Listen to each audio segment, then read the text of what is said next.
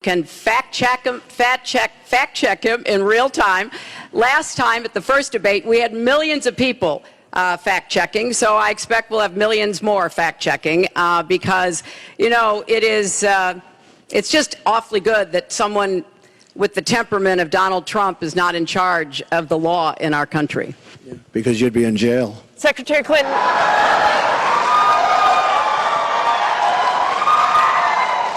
We want to remind the audience to please not talk out loud. Please do not applaud. You're just wasting time. Paid for play. Do you want to talk about that?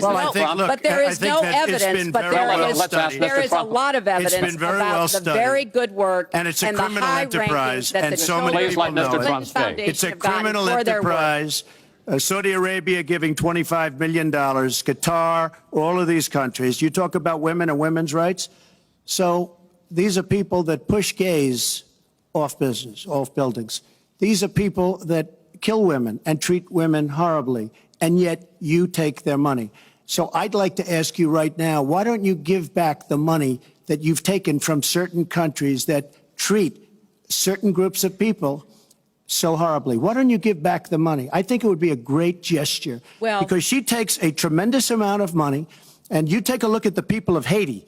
I was at a little Haiti the other day in Florida, and I want to tell you, they hate the Clintons, because what isn't fictionalized are her emails, where she destroyed 33,000 emails criminally, after getting a subpoena from the United States Congress. What happened to the FBI? I don't know. We have a great general, 4-star general, today, you read it in all the papers, going to potentially serve 5 years in jail for lying to the FBI. One lie. She's lied hundreds of times to the people, to Congress, and to the FBI. He's going to probably go to jail. This is a 4-star general, and she gets away with it, and she can run for the presidency of the United States.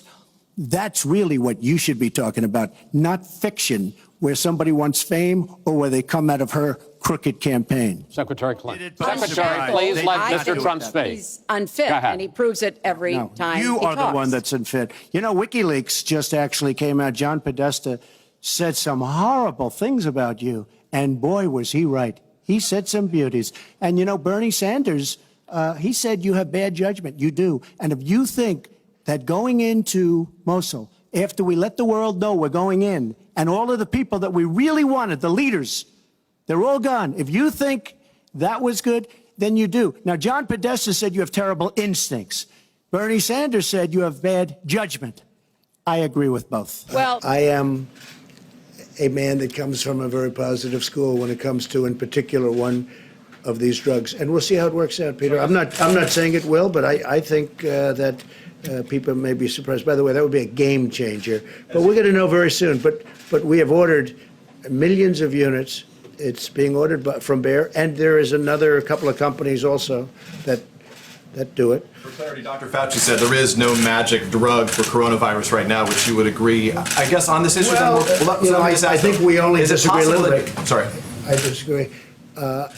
Maybe and maybe not. Maybe there is, maybe there isn't. We have to see. We're going to know. Is it possible that your impulse to put a positive spin on things may be giving Americans a false sense of hope? No, I don't think so. Misrepresenting the preparedness right now. No, I don't think so. I think that I think it's got the not yet approved drug. Such a lovely question. Look, it may work and it may not work. And I agree with the doctor what he said. May work, may not work. I feel good about it. That's all it is, just a feeling. I'm a smart guy. I feel good about it. And we're going to see. You're going to see soon enough. And we have certainly some very big samples of people. If you look at the people, you have a lot of people that are in big trouble. And this is not a drug that obviously, I think I can speak from a lot of experience because it's been out there for over 20 years. So it's not a drug that you have a huge amount of danger with. It's not like a brand new drug that's been just created that may have an unbelievable monumental effect, like kill you. We're going to know very soon. And I can tell you, the FDA is working very hard to get it out. Right now, in terms of malaria, if you want it, you can have a prescription. You get a prescription. And by the way, and it's very effective. It works. I have a feeling you may, and I'm not being overly optimistic or pessimistic. I sure as hell think we ought to give it a try. I mean, there's been some interesting things happened and some good, very good things. Let's see what happens. We have nothing to lose. You know the expression? What the hell do you have to lose? Okay? So what do you say to Americans who are nearly 200? I'll just follow up. Nearly 200 dead. What do you say to the Americans who are scared, though? I guess nearly 200 dead, 14,000 who are sick, millions, as you witnessed, who are scared right now. What do you say to Americans who are watching you right now who are scared? I say that you're a terrible reporter. That's what I say. Go ahead. I think it's a very nasty question, and I think it's a very bad signal that you're putting out to the American people. The American people are looking for answers, and they're looking for hope.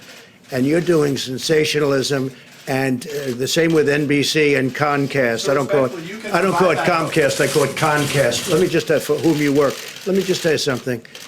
That's really bad reporting. And you ought to get back to reporting instead of sensationalism. Let's see if it works. It might and it might not. I happen to feel good about it, but who knows? I've been right a lot.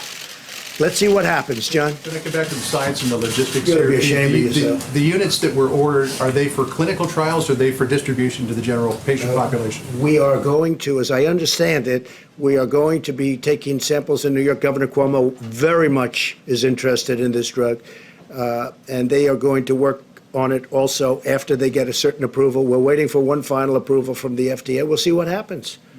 But we'll use it on people that are not doing great, or even at the beginning of not feeling well. Sort of fall under the. And John, what do we have to lose? So this would sort of, wait, John, it's been out there for so long. We hear good things. Let's see. Maybe it works and maybe it doesn't. I understand all that. I'm just thinking of the application here. So that would be under sort of a modified compassionate access. We're doing that, I guess, and that's what it's called, yeah. Yes. Look, Nancy Pelosi, she's away on vacation or something, and she should come back. She should come back and get this done. I don't know why she's not coming back. The fact is, she's not doing her job, and there's nothing unusual about that for her. And Mr. President, we know negotiations are underway for the next round of funding for small businesses. Yeah. If tens of billions of dollars went in a matter of days the first time, will this next relief package be enough? Well, I think it will certainly, it's going to get us to a point that's going to be rather beautiful. We think that that will be the point, and it could be they want more, but maybe at a certain point we're going to stop. It's been a tremendous success. It's been executed flawlessly. SBA's done a very good job, but the banks have done a great job, whether it was Bank of America or Wells Fargo. The community banks have been incredible. I think we had over 4,000 community banks. A lot of people didn't know you had that many banks. But 4,000 community banks, they gave the money out. It's so organized, and it's been such a great program. And so essentially we're waiting for $250 billion. The Democrats are refusing to do it. This is money that essentially is going to the workers. It's going to keep these companies whole, restaurants and a lot of great companies. And it's a small amount of money relative to what it represents, because it represents small businesses. It represents them staying in business. And, you know, when you look at it, people don't know, small businesses represent approximately 50% of the power of our business enterprises. Not all the big monster businesses that you read about every day. It's all of these small businesses when added. It's something that should be approved by the Democrats. The Republicans want it badly, and the people want it very badly. If I could just follow up on that. Nearly 10% of the loans that were given out were for $5 million, but some small business owners say they can't even get a loan for $100,000. Is that acceptable? Well, they would get that, but they have to approve it. Nobody knew it was going to be this successful. Don't forget, when you say the money's gone, it's been a tremendous success as a program. People they really want it. And some people won't be able to keep their business open unless they get that money. It's been a tremendous success. It's been executed flawlessly. It's been, with few exceptions, it's really been good. And I think the Democrats are going to do it. Look, Nancy Pelosi, she's away on vacation or something, and she should come back. She should come back and get this done. I don't know why she's not coming back. The fact is, she's not doing her job, and there's nothing unusual about that for her. And Leader McCarthy said they're now considering also adding more funding for hospitals included. So they are thinking about hospitals, and hospitals are a good thing. Hospitals have been decimated by this. You know, they've given up their business, which is good because they did the right thing in order to take care of the COVID-19. And no hospitals, I'm with that all the way. If they want to add hospitals, we could also add it into phase 4. If we do a phase 4, phase 4 would be hopefully infrastructure. A lot of people are talking about the best thing we could do for this country would be the payroll tax cut that I've been suggesting. A lot of Democrats like it, believe it or not, the payroll tax cut. And Art Laffer, who's tremendous, he's a tremendous, in fact, he recently got the Presidential Medal of Freedom, economist. He was with Ronald Reagan, and he looks like he's 25 years old, but I think he might be a little bit older than that. He looks so great. But Art Laffer said the single best thing you can do is the payroll tax cut. And I would just about agree with that, and I'd like to see that. I'm not sure that we're going to get that, but I think that's something that could be done. It's simple. It's really good for both the company that employs these people and for the people that are employed. So we're going to see whether that happens or not. The payroll, I put it out there, the payroll tax cut would be a tremendous incentive for this country. President, are you concerned that Nancy Pelosi and others can't be trusted with this kind of information? Well, I guess the only thing is they were talking about why didn't I give the information to Adam Schiff and his committee? And the answer is because I think Adam Schiff is the biggest leaker in Washington. You know that. I know that. We all know that. I've watched Adam Schiff leak. He's a corrupt politician. He's a leaker like nobody's ever seen before. We had a very good conversation with the Ukrainian president. The conversation was perfect. They don't ever talk about the conversation. It started with a whistleblower. Now they don't want the whistleblower. Then they had a second whistleblower. Now they don't want the second whistleblower. The reason is that when they saw what the whistleblower wrote, and then when I released the conversation, which bore no relationship to what the whistleblower saw, they said their case was out the window. And I think it's a disgrace. And frankly, I told Republicans who are really being taken advantage of, they're really being maligned, and I think it's a horrible thing. They're really looking to hurt the Republican Party, and it's turning out to be just the opposite. So one thing I said, I'd rather go into the details of the case rather than process. Process is wonderful. We already have 50 Republican senators. I never called one of them sign up. 50 out of 53, 50. And perhaps the other ones will do it too. But process is good. But I think you ought to look at the case. And the case is very simple. It's quick. It's so quick. I had a great conversation with the Ukrainian president. I had another conversation with him also, I think before that, which was the same thing. It was nothing. They tried to take that conversation and make it into a big scandal. The problem was we had it transcribed. It was an exact transcription of the conversation. So, in a nutshell, a whistleblower wrote a false narrative of the conversation. Now they don't want to talk about the whistleblower because they didn't think I was going to release the conversation. When I released the conversation, I blew up Schiff's act. And just to put topping on it, the Russian, as you know, the new Russian president, a good man, made a statement. There was no anything. There was no pressure put on him, no anything. The foreign minister of Ukraine made a statement. There was absolutely no pressure put on. They didn't even know what we were talking about.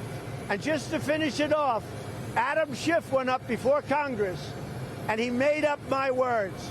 He didn't copy what I said. He didn't know him probably at the time. Nobody thought I was going to release the conversation. I got the approval from Ukraine. Once I released the conversation, this thing all died. And that's what they should be looking. And Adam Schiff went before Congress. And Adam Schiff, what he did will never be forgotten. He made up a conversation that was a phony fabrication. It was a fraud. And people shouldn't be allowed to get away. They say he has immunity because he's a member of Congress. People shouldn't be allowed to do that. That's a criminal act. What he did is a criminal act.